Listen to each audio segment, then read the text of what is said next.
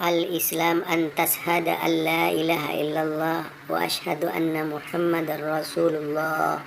ولتكن منكم أمة يدعون إلى الخير ويأمرون بالمعروف وينحون عن المنكر وأولئك هم المفلحون. Terutama di alam kubur sana ya, yang akan didatangi oleh dua malaikat Mungkar dan Nakir itu. Jadi kullu nafsin dha'iqatul maut. Setiap jiwa pasti akan merasakan mati. Tidak ada di antara kita yang bisa mempertahankan usia kita sampai berabad-abad atau beribu-ribu tahun atau 1000 tahun. Terlebih hamba-hamba Allah sekarang ini ya, yang berada di tengah-tengah berbagai macam virus. Mulai dari virus yang benar-benar virus sampai virus kehidupan. Dan berbagai macam virus-virus lainnya yang tentu saja akan dihadapkan kepada kita. Karena memang dalam diri kita ini juga penuh dengan virus. Setiap jiwa itu pasti ada virusnya. Tapi kita ternyata masih harus melawan virus dari luar lagi gitu. Ada virus keimanan juga. Virus yang nyata-nyata virus itu ya berkaitan dengan virus keimanan. Kalau mengikis habis seluruh iman dan keislaman kita, tidak ada yang bisa diharapkan. Itu yang akan menimpa pada diri kita.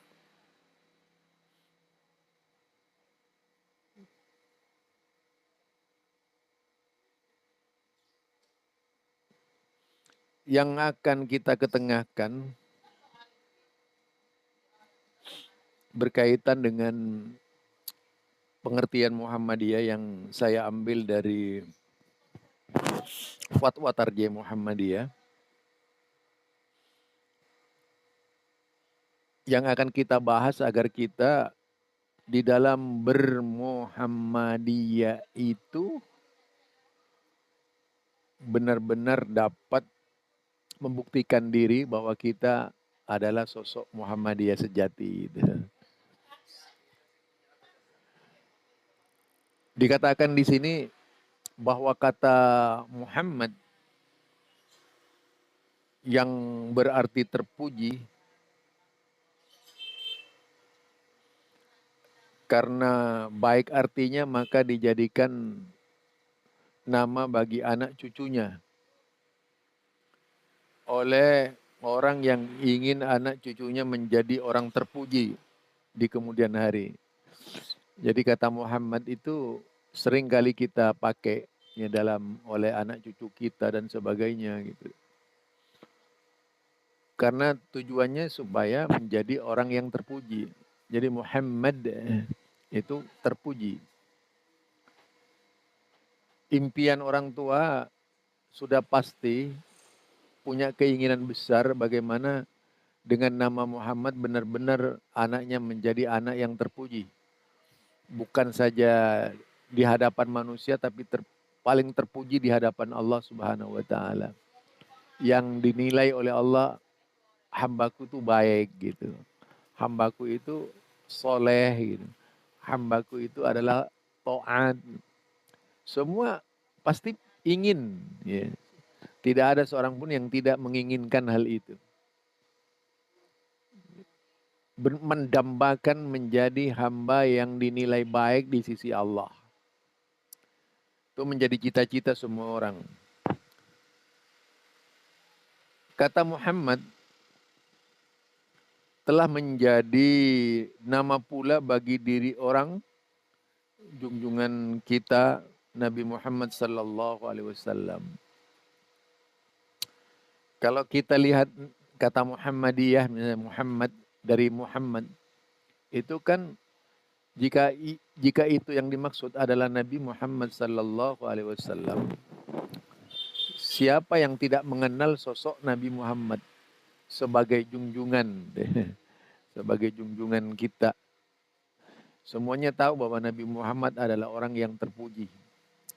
Bahwa Nabi Muhammad sallallahu alaihi wasallam benar-benar hampir tidak ada cacat celah, baik dalam kehidupan keluarga, sampai kehidupan sebagai seorang nabi, ataupun masa anak-anak nabi, ataupun di masa pergaulan Nabi Muhammad sallallahu alaihi wasallam.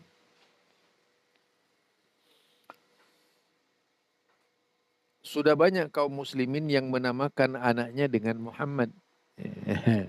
Jadi banyak di kalangan kaum muslimin yang menamakan putranya Muhammad. Kemudian kalau Muhammadiyah ini, jika dilihat dari tak nisbatnya itu, ya nisbatnya itu kan ditujukan kepada nama perempuan. Misalnya Muhammadiyah itu nama perempuan. Ya, nama perempuan. Jadi istilahnya itu bisa dikatakan jenis dari perempuan. Seperti Mahmud, Mahmudiyah misalnya. Itu perempuan. Ahmad, Ahmadiyah. Jumat, Jumaadiyah gitu. Itu pasti nama perempuan yang dimaksud. Kan sudah pasti kita juga akan bertanya, mengapa dinamakan Muhammadiyah? Organisasi kita itu. Artinya agar kita ini punya nilai keibuan di dalam hidup kita. Artinya agar kita memiliki jiwa keibuan. Perhatian ibu itu kan luar biasa kepada anak. Dibandingkan ayahnya gitu ya. Dibandingkan ayahnya, ibu dan ayah, ibu itu lebih luar biasa. Lagi keenakan kalau seorang ayah tidur-tiduran, ibu susah. Di atas kasur tidur menjaga putranya yang baru lahir itu. Atau pada saat hamil, kan penderitaan itu tidak dirasakan oleh kaum pria secara langsung. Paling menghayati saja. Tapi kalau seorang ibu yang hamil, itu benar-benar menginginkan bagaimana putranya atau putrinya sebagai calon anak itu dapat menikmati kehidupan dan di bawah naungan ibunya serta penuh dengan kasih sayang 9 bulan tuh tidak tidur gitu. Kadang-kadang ya memikirkan anak yang akan lahir apakah selamat atau tidak. Biasanya kalau pria kan tidak terlalu berpikir ke sana ya. Yang penting selamat itu aja. Tapi kalau sampai menikmati bagaimana si calon bayi itu di dalam perut, pergerakan-pergerakannya itu kan dirasakan hanya seorang ibu.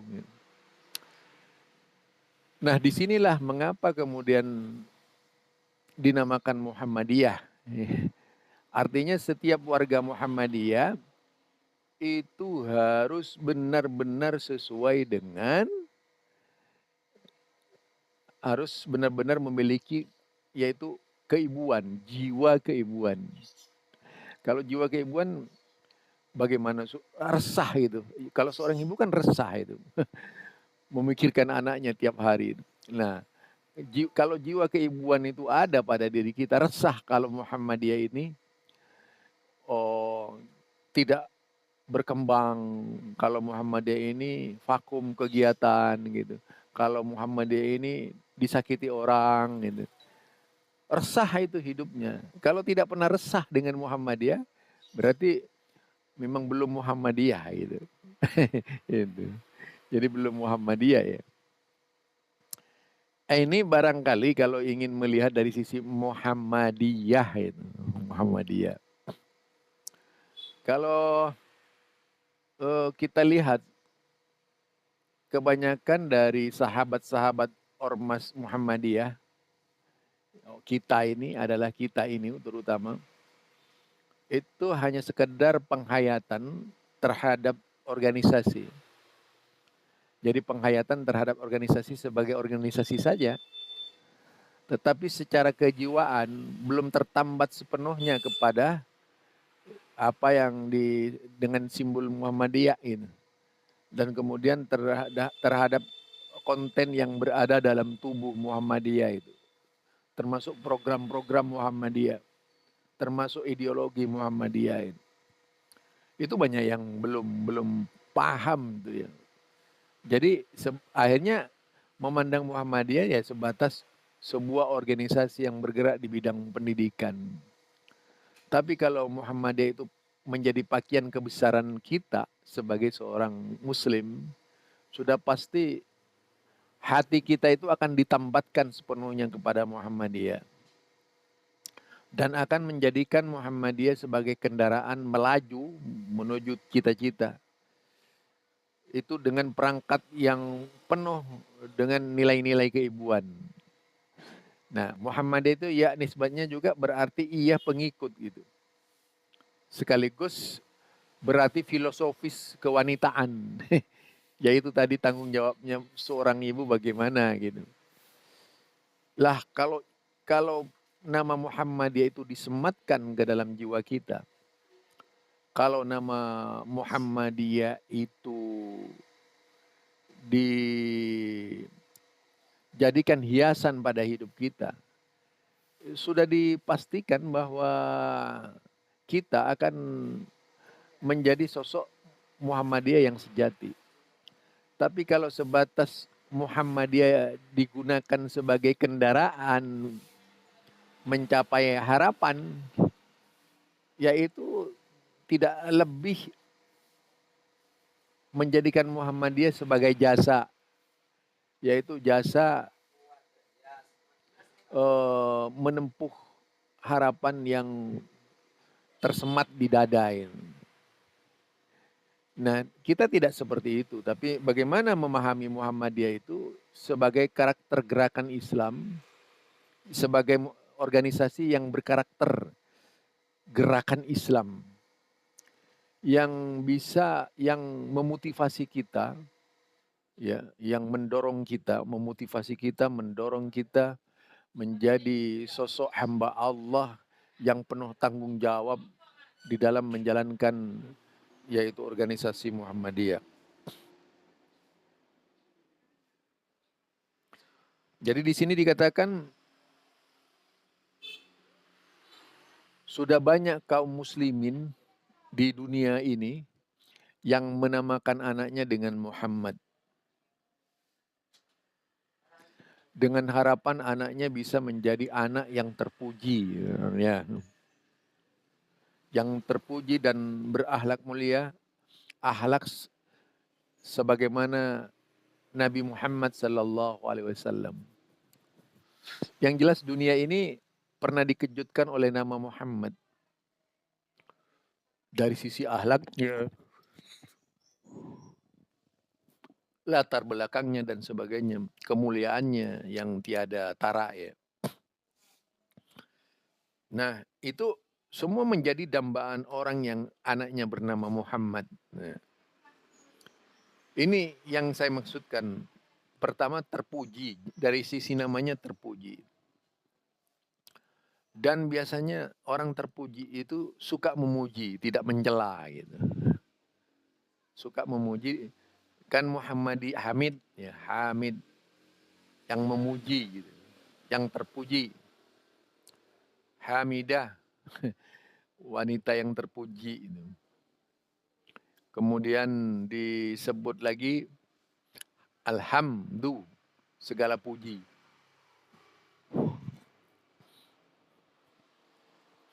Jadi itu saudara. Bentar dulu, saya mau minum dulu.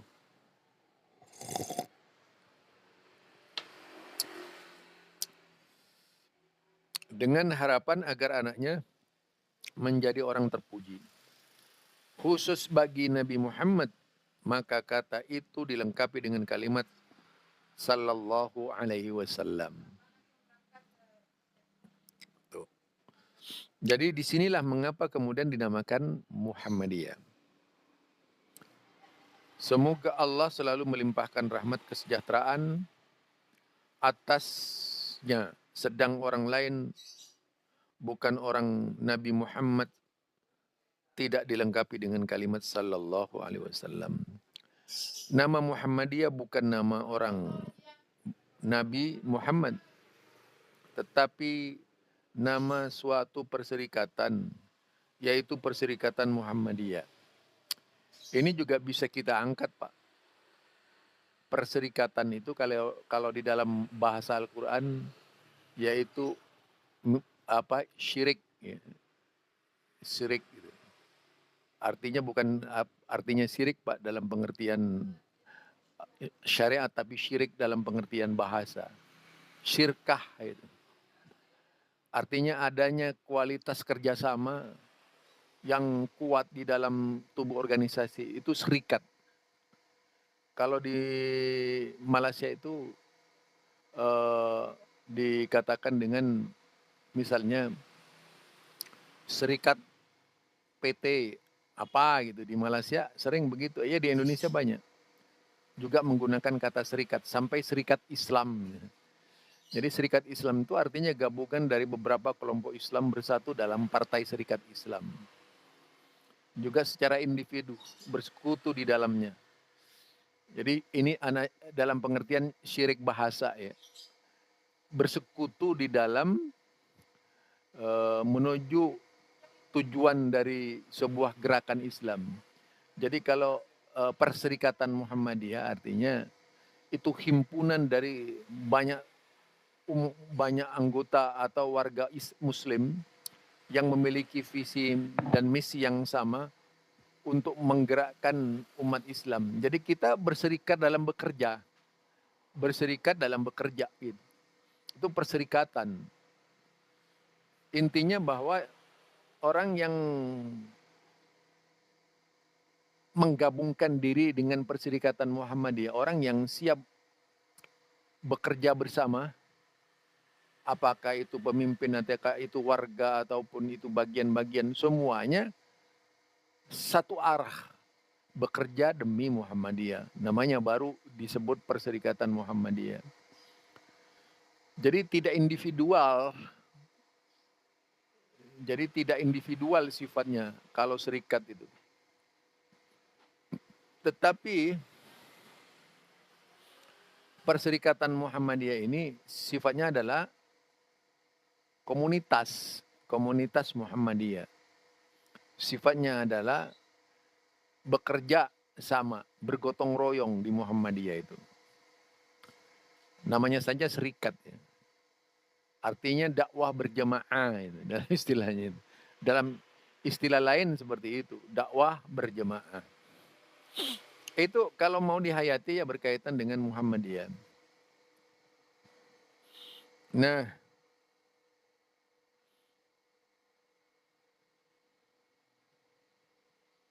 di dalam Muhammadiyah itu sendiri yang kita perhatikan, mengapa dinamakan Muhammadiyah ini?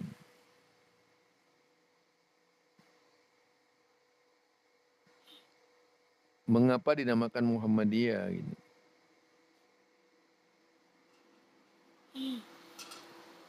Artinya ketika itu dinamakan bermuhammadiyah, sebagaimana yang diucapkan oleh Kiai Haji Ahmad Dahlan, agar masyarakat Islam mengikuti jejak Nabi Muhammad sallallahu alaihi wasallam. Agar umat Islam berada pada jalur Nabi Muhammad sallallahu alaihi wasallam, agar umat Islam meniti sunnah-sunnah Nabi Muhammad sallallahu alaihi wasallam, agar umat Islam tidak melepaskan ikatan dengan hadis Nabi Muhammad sallallahu alaihi wasallam.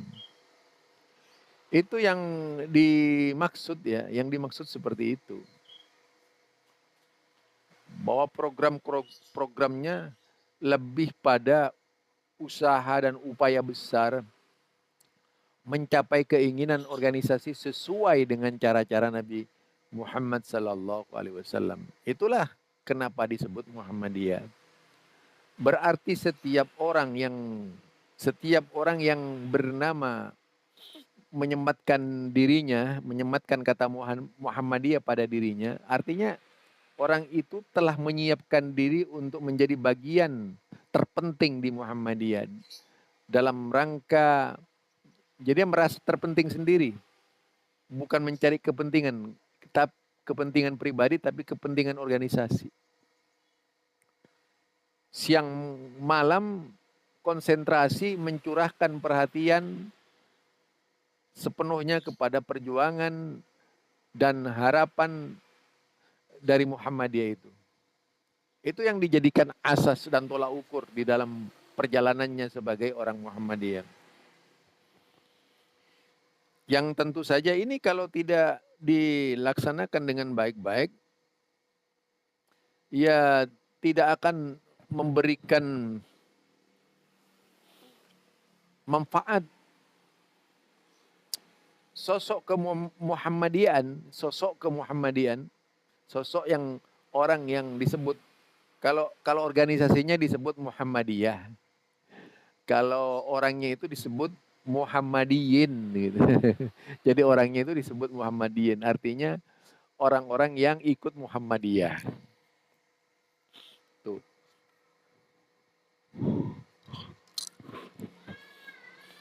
Atau kalau dalam perorangan ya, kalau kita lihat perorangan,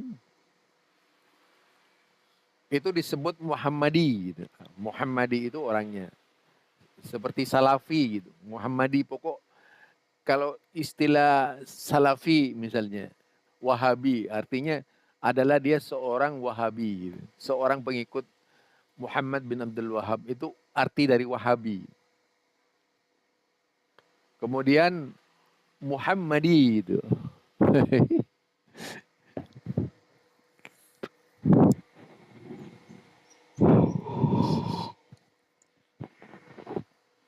Jadi kalau Muhammadi itu adalah seorang yang ikut Nabi Muhammad sallallahu alaihi wasallam.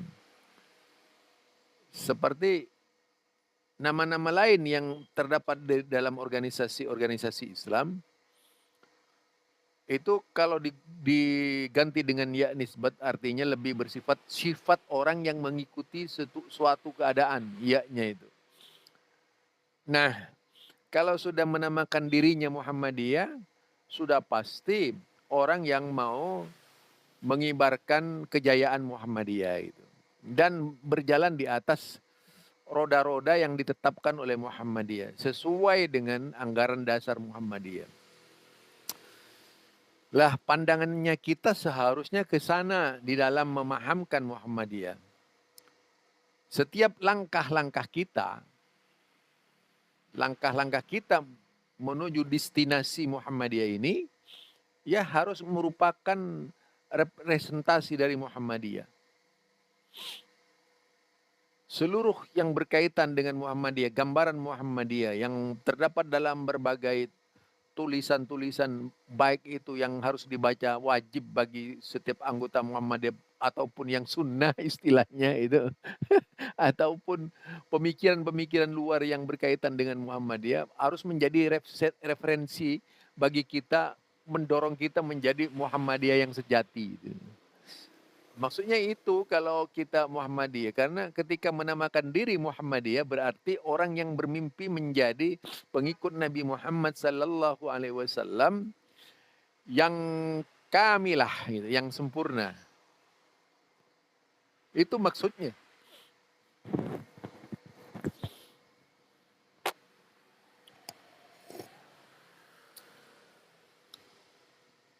Itu ya yang kalau kita mau mengangkat masalah Muhammadiyah ini.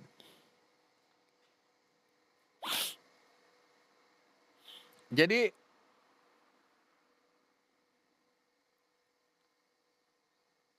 berpikir tentang Muhammadiyah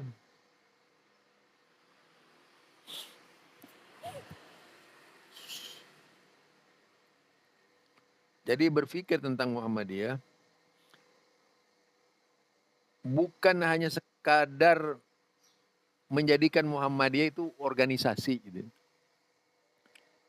Jadi tapi menjadikan Muhammadiyah itu sebagai,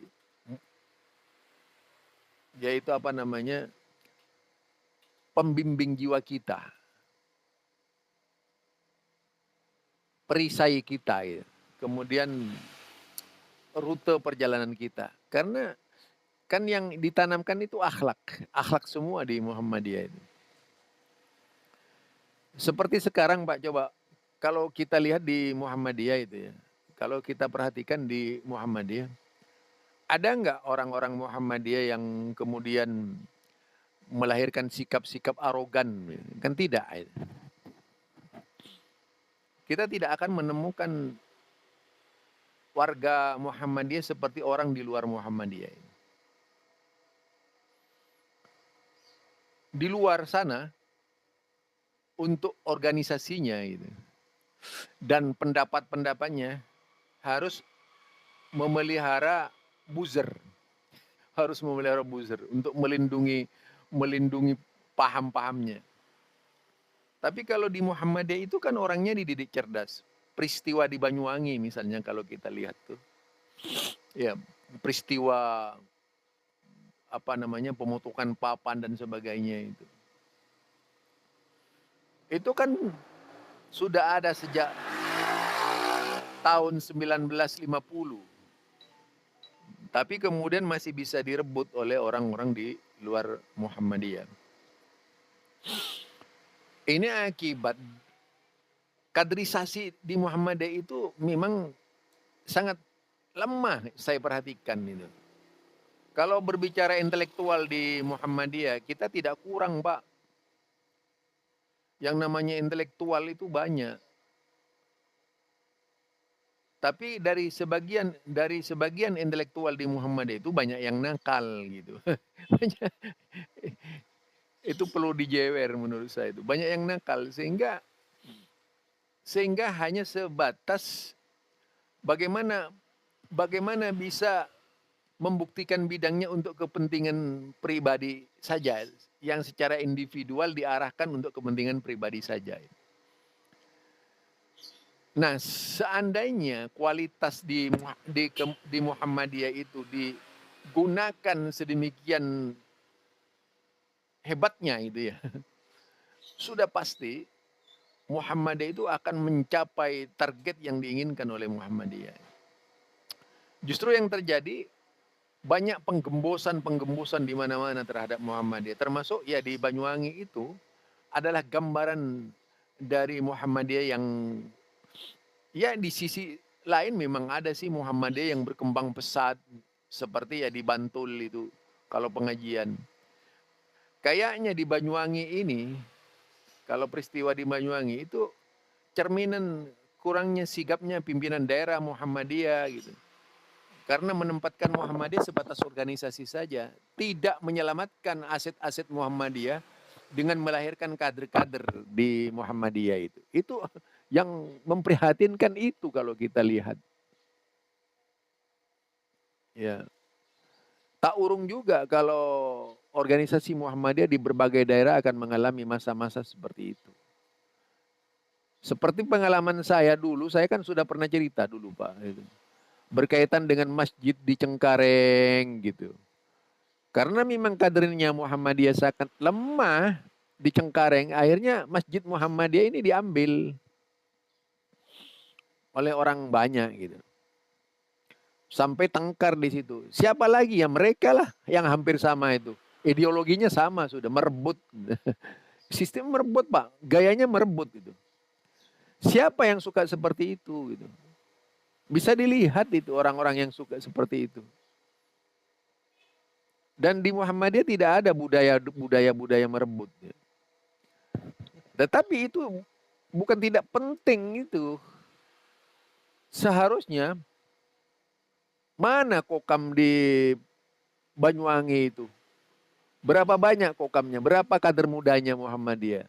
Artinya memang tidak ada usaha dari PDM setempat di sana untuk membesarkan Muhammadiyah itu. Kalau kita mau kritisi itu. Ini kita internal Muhammadiyah ya bicara gitu. Peristiwa di Madura itu sampai 4 masjid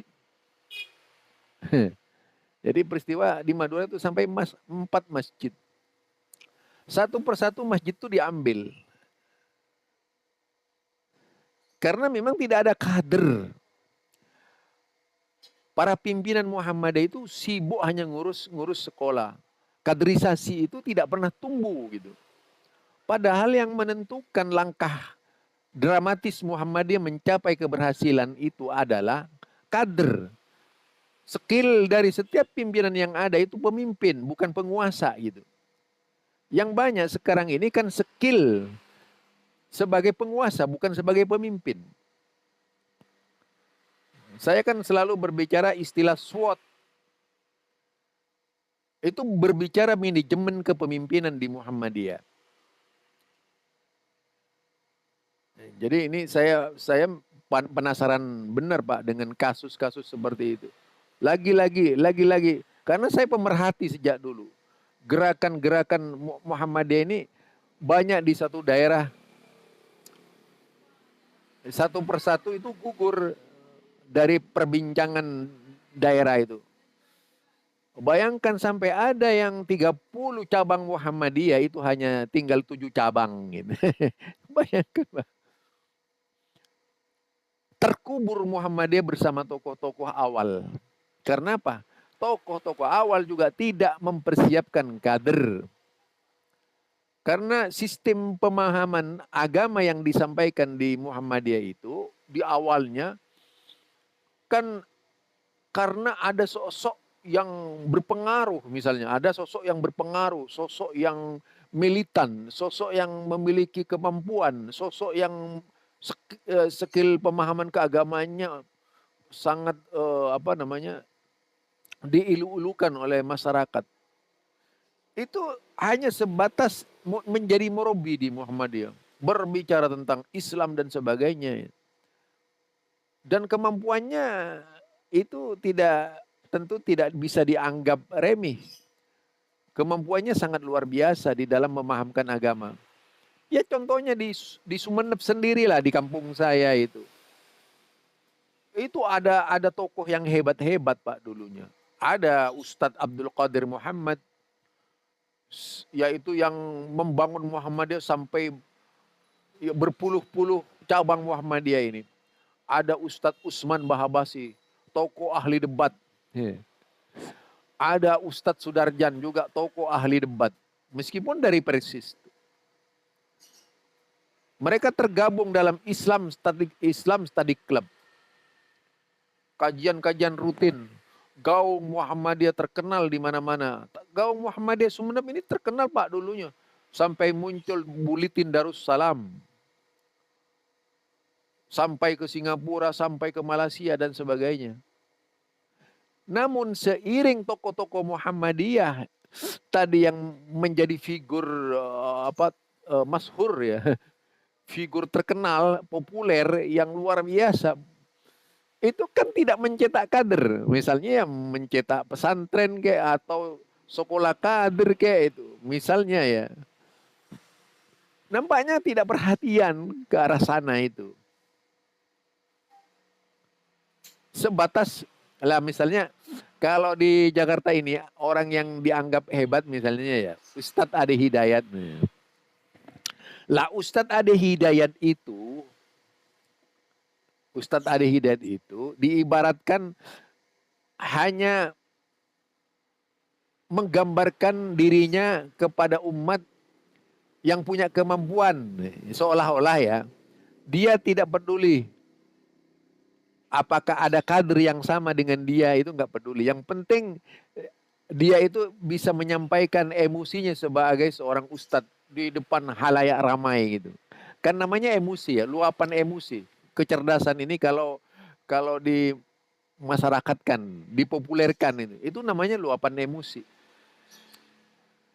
Nah, begitu Ustadz Ade Hidayat mati juga tidak ada lagi, nggak usah jauh-jauh lah. Saya kasih contoh itu Arifin Ilham, meskipun bukan Muhammadiyah dia, punya jemaah begitu banyak gitu.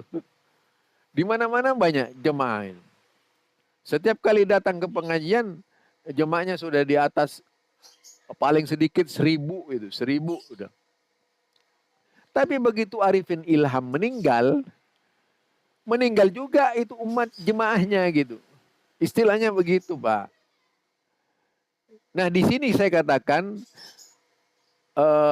bukan kepemimpinan yang dipakai oleh orang-orang seperti ini gitu.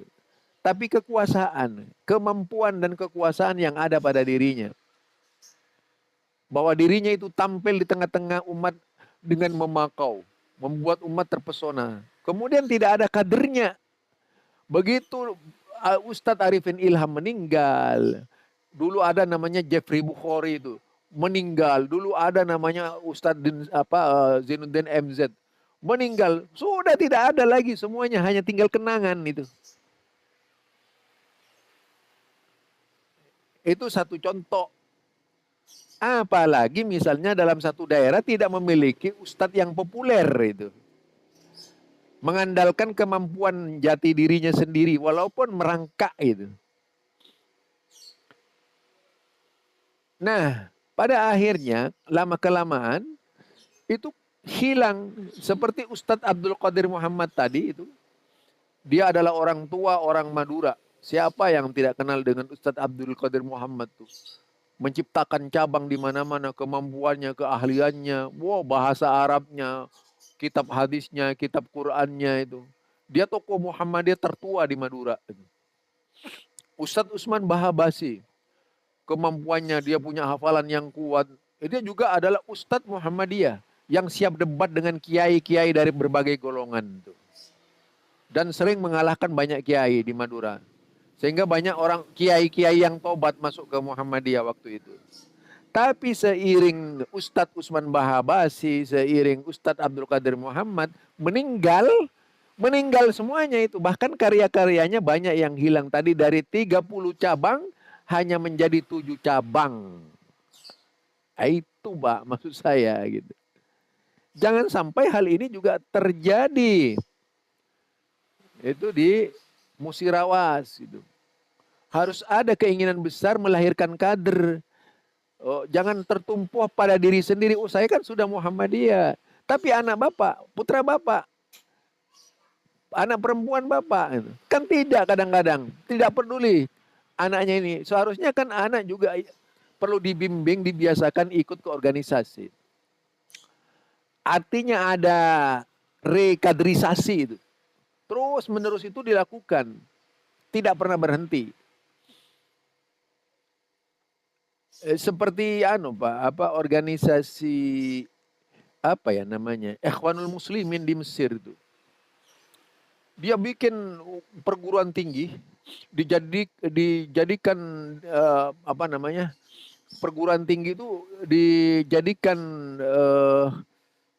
tempat kaderisasi, rekaderisasi itu. Sejak zaman Syekh Hasan Al-Banna sampai sekarang. Lahirlah tokoh-tokoh Ikhwanul Muslimin seperti Ustadz Hidayat Nur Wahid itu kan. Hidayat Nur Wahid sampai sekarang kan tokoh. Dia coba bayangkan orang Indonesia jadi kader, Pak. Ada di partai jadi kader. Fahri Hamzah itu. Pindah kemana saja dia kader PKS. Bukan kader PKS, kader Ikhwanul Muslimin gitu. Ikhwanul Muslimin ini kan polanya berkembang seperti itu. Nah di Muhammadiyah Pak, jika hanya dibatasi dengan yaitu pengembangan pemikiran dari sesaat, kepemimpinan semata, misalnya kita itu pemimpin kan di Muhammadiyah paling tidak 13 ya. Kalau cabang mungkin hanya 7 gitu. Nah kadang-kadang yang 13 kemudian 9 atau 13 atau berapa kayak gitu. Dibantu oleh majelis-majelisnya atau bagian-bagiannya. Harusnya itu satu tim yang kompak di semua lini, baik mulai dari ranting sampai pusat. Saya melihat kadang-kadang Muhammad itu kebijakannya hebat-hebat Pak. Mengeluarkan surat keputusan, surat arahan, surat perintah dan sebagainya gitu. Tetapi begitu sampai di tempat, surat itu hanya menggeletak di atas meja atau dimasukkan ke tong sampah. Jadi di Muhammadiyah itu dibutuhkan jiwa Muhammadiyah itu. Makanya saya katakan tadi, kalau pengikut Muhammadiyah itu ibarat seorang ibu, dia akan betul-betul menjadikan Muhammadiyah seperti bayi dalam kandungan ibu. Akan memelihara, dijaga kesehatannya supaya subur di dalam sehat tetap walafiat, begitu keluar terus dijaga sampai 2 tahun lamanya dibimbing, terus diperhatikan dan sebagainya hingga kemudian menjadi dewasa gitu. Lah harusnya begitu. Kita sebagai warga Muhammadiyah seperti ibu. Makanya dikatakan Muhammadiyah itu lebih bersifat kewanitaan. Tanya kepada ibu kalau kita mau menjadi pemimpin, Bu, bagaimana rasanya jadi seorang ibu gitu. Saya yakin Bapak itu kalau digantikan ibu, menggantikannya misalnya ibu, Pak, seandainya ibu mengeluh, Pak, saya ini pingin sekali jadi bapak gitu, Bapak jadi ibu gimana? Saya kira Bapak nggak sanggup itu. Lah itu yang saya maksudkan. Jadi mengapa dinamakan Muhammadiyah? Ya karena harus setiap orang di Muhammadiyah itu harus berjiwa individu. Harus berjiwa keibuan. Itu Pak yang akan membawa Muhammadiyah berhasil. Coba kalau sekarang setiap orang dia memiliki jiwa kader Muhammadiyah. Lah mereka kadang kata begitu bersinggungan dengan pekerjaan udah lupa itu. Contohlah banyak tokoh-tokoh di Muhammadiyah di pusat banyak, Bang.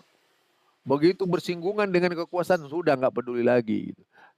Bahkan anak-anak mereka yang dulunya pemimpin-pemimpin di Muhammadiyah itu bukan disekolahkan di Muhammadiyah itu. Aduh prihatin saya kadang-kadang Muhammadiyah itu rencana besar tapi putra-putra kita di Muhammadiyah tidak disekolahkan di Muhammadiyah. Ini yang memprihatinkan, Pak. Seharusnya ini bukan menjadi tanggung jawab perorangan ya, tapi harus menjadi tanggung jawab organisasi. Begitu lepas dari Muhammadiyah, begitu dia menjadi pejabat misalnya, begitu dia menjadi pegawai negeri, jadi PNS gitu. Akhirnya apa? Dia lalai, kebanyakan lalai, tak mau mengambil risiko. Anak-anaknya pun dibiarkan begitu saja.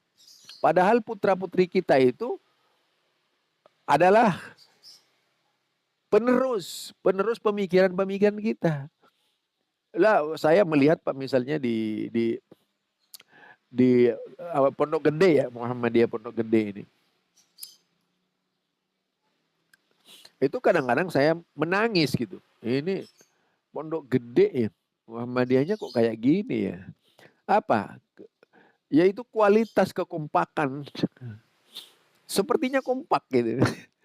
Tapi saya melihat yang menjadi pimpinan itu, karena saya pendatang Pak ya, yang menjadi pimpinan itu, mereka berusia lanjut usia sudah. Rata-rata lanjut usia. Kadernya nggak ada gitu. Berkali-kali saya menyarankan kepada pimpinan-pimpinan salah satu pimpinan itu. Tim itu tidak bekerja. Wah, kalau acara kegiatan sekarang aja kegiatannya ke Bandung gitu dan sebagai ke Bogor gitu ya. Rakernya itu ke Bogor. Perjalanan dari sini ke Bogor cukup jauh itu. Dari mana? Dari Jakarta ke Bogor ya. Itu cukup jauh. Nah, tetapi tidak dilahirkan kader-kader Muhammadiyah yang sebagaimana menjadi harapan dari Muhammadiyah itu sendiri. Karena memang kelanggengan Muhammadiyah ini terletak pada Muhammadiyah. Kadang-kadang kita terlena Pak dengan apa yang dicapai oleh Muhammadiyah itu. Terlena. Kenapa saya katakan terlena? Iya. Wah, Muhammadiyah itu kaya gitu. Uangnya triliunan. Oh, sudah. Yang terbayang di sini fulus. Kalau istilahnya Mafi fulus, sudah itu menjadi organisasi yang miskin. Fulus, Pak, terbayang. Kemudian Aum, Wow, banyak aumnya itu. Nah, ini juga membuat setiap orang yang mengerutkan kening gitu. Wah, hebat Muhammadiyah gitu. Luar biasa itu. Orangnya sosial. Sosialnya ke Myanmar ngirim.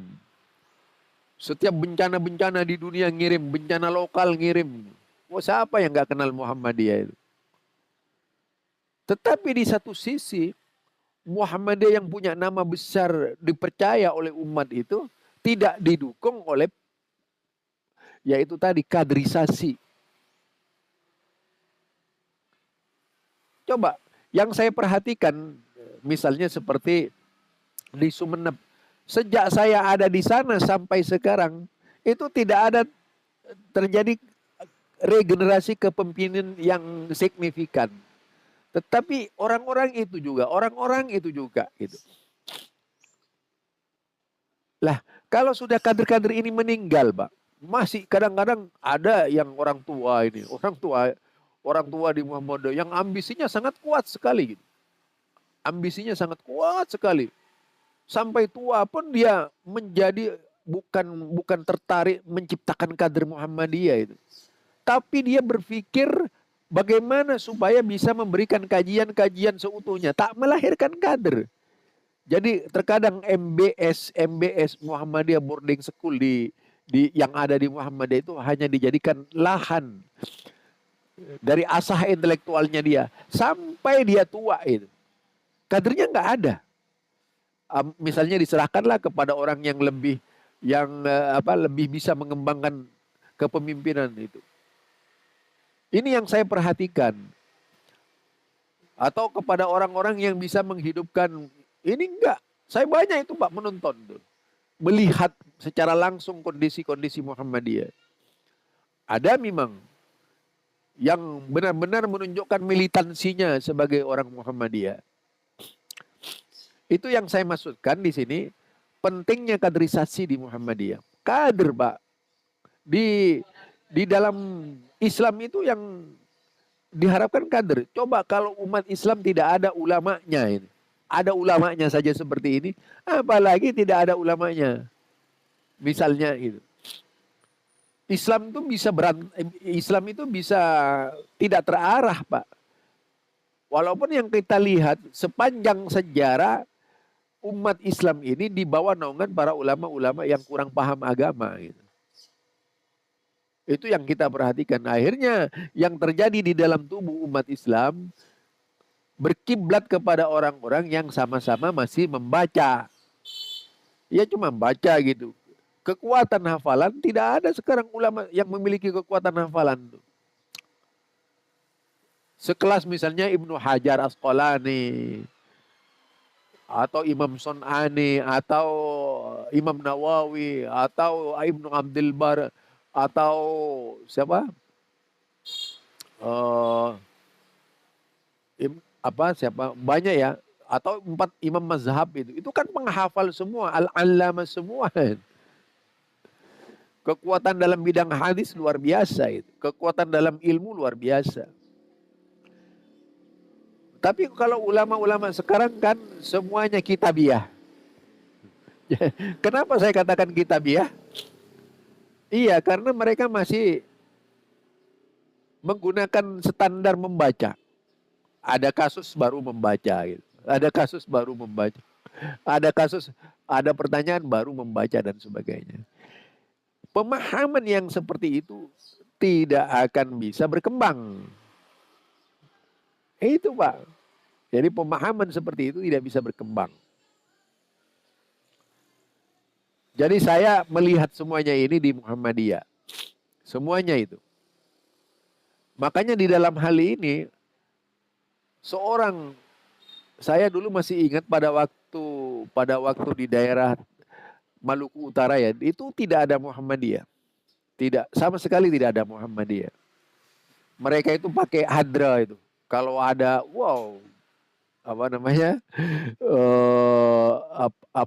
nasid, qasidah itu, Kemudian para ibu-ibu yang cantik-cantik itu berparade Di Muhammadiyah dulu punya qasidah, Pak. Tapi karena kemudian dari sisi qasidah, seni saja itu Muhammadiyahnya. Pada kegiatan-kegiatan yang lainnya, dia tidak mau bermuhammadiyah itu. Ada yang seperti itu dulu. Saya coba membina dia itu sampai muncul beberapa cabang di situ. Di Maluku Utara waktu itu. Yang dibutuhkan kader, mengkader mereka. Bagaimana mereka itu bisa paham benar tentang Muhammadiyah sehingga bisa mengoperasikan Muhammadiyah dengan penuh tanggung jawab. Itu yang tentu saja harus menjadi dasar pertimbangan dan pemikiran di dalam menggerakkan Muhammadiyah. Kalau ingin mencapai maksud dan tujuan dari Muhammadiyah. Ya. Karenanya ketika tidak ada pada diri kita kemauan untuk menggerakkan Muhammadiyah dan memandang Muhammadiyah sebatas tanggung jawab berorganisasi saja dalam pengertian yang sempit, maka tidak akan pernah ada yaitu perubahan di Muhammadiyah. Itu sudah pasti itu. Bahkan kemungkinan yang terjadi distorsi. Kalau sudah terjadi distorsi di Muhammadiyah, ya berarti itulah yang menghilangkan Muhammadiyah. Seperti peristiwa tadi.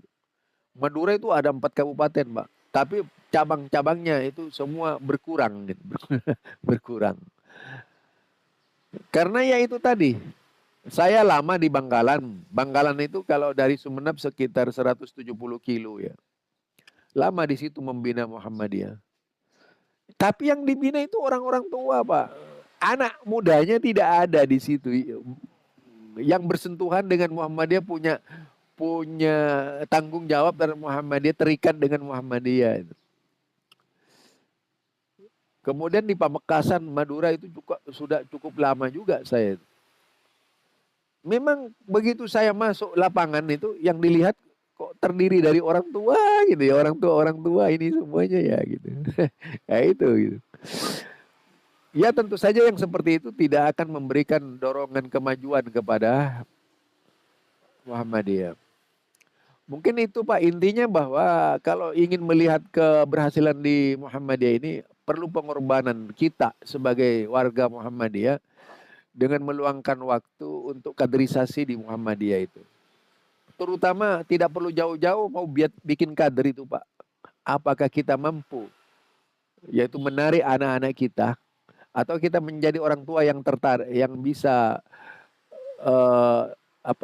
diikuti oleh anak-anak kita, putra-putra kita sehingga bisa bersama kita di organisasi. Masalahnya anak ketika lepas dari pengawasan orang tua dia bisa berpikir atau berdikari dalam pengertian tidak perlu organisasi Muhammadiyah. Pada akhirnya seperti itu.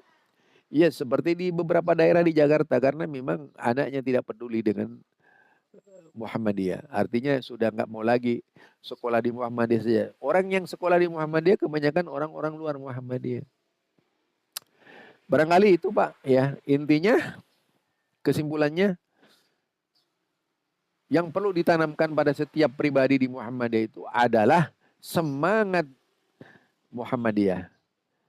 Sebagaimana diwariskan oleh Kiai Haji Ahmad Dahlan yang tidak pernah berhenti agar Muhammadiyah menjadi besar seperti sekarang ini. Subhanakallahumma wa bihamdika asyhadu an la ilaha illa anta astaghfiruka wa atubu ilaik. Assalamualaikum warahmatullahi wabarakatuh.